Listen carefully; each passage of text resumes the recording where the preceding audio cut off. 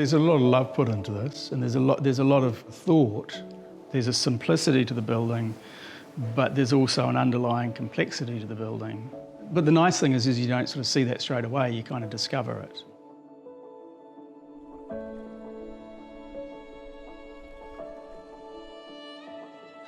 The site is located in East Auckland beaches, and we're overlooking the harbour towards Waiheke Island and north towards Motuihe Island.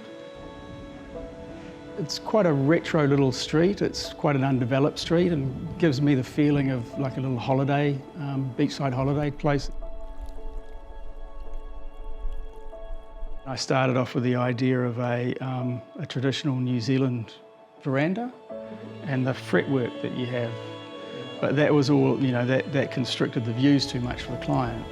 So then we ended up just teasing that apart and changing the material. That's all come from that one little idea at the beginning and then changed into something else. And to me, it's about limiting the palette of materials, but increasing the texture on those materials to give you an overwhelming sense of calm, like the old fretwork patterns used to do.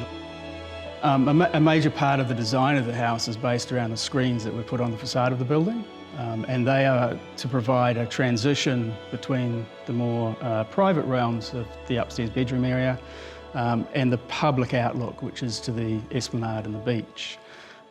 They have been treated with a series of layers of grids, and those grids have been applied to what is a simple form of the timber box in the upper level. And those grids then are used to almost peel apart the solid box to create voids. Then you stand back and it just becomes sort of almost a calming pattern.